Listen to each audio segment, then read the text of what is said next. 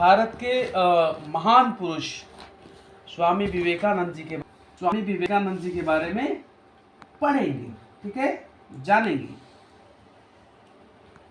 स्वामी विवेकानंद का जन्म 12 जनवरी सन 1863 को कोलकाता में हुआ था। कहाँ हुआ था?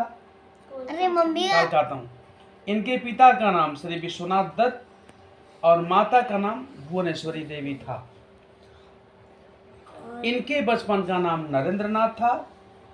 इन्होंने मेट्रोपॉलिटन स्कूल से प्रथम श्रेणी का मतलब फर्स्ट डिवीजन, प्रथम श्रेणी में एंट्रेंस परीक्षा उत्तीर्ण करके स्कॉटिश कॉलेज में एफए तथा बीए की परीक्षा पास की थी।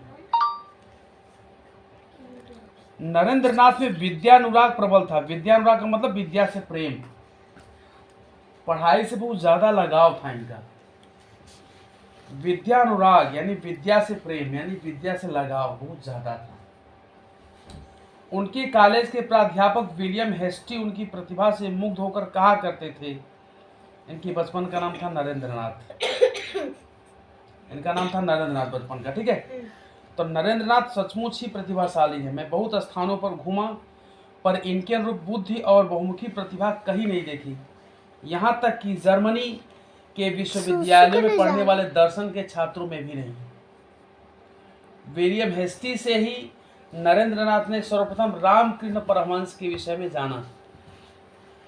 सन 1881 में इन्होंने रामकृष्ण को अपने जीवन के पथ प्रदर्शक के रूप में ग्रहण किया।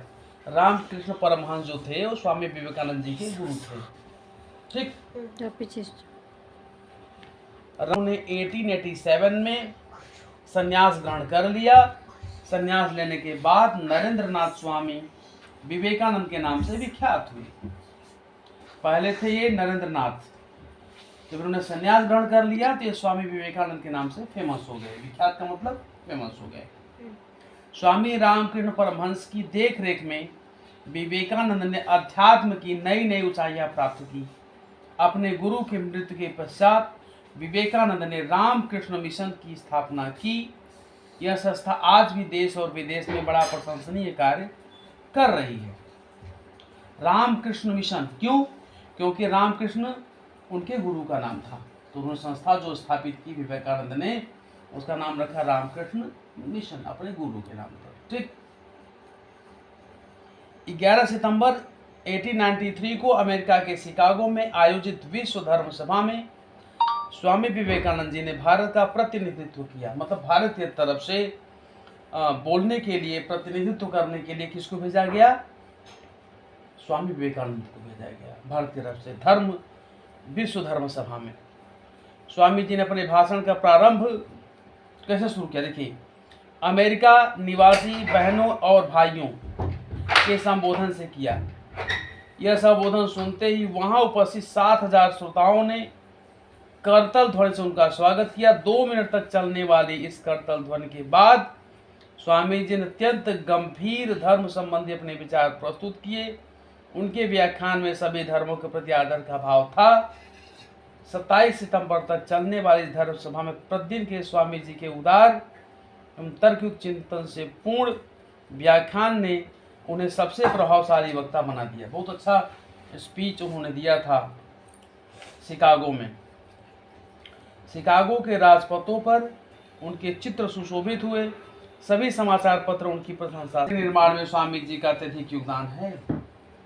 वे आधुनिक भारत के स्रष्टा हैं। उन्होंने अनेक धार्मिक ग्रंथ लिखे हैं। ये सभी आज भी बहुत उपयोगी हैं। हमें इन ग्रंथों को पढ़ना चाहिए, उनकी शिक्षा पर चलना चाहिए। 4 जुलाई सन 1902 को अल्पायु में ही स्वामी जी ने देह त्याग दिया। देह त्याग दिया मतलब मर गए, ठीक है। 1863 में पैदा हुए थे और 1902 में मर गए, यानी 40 साल भी 39 साल में मर गए।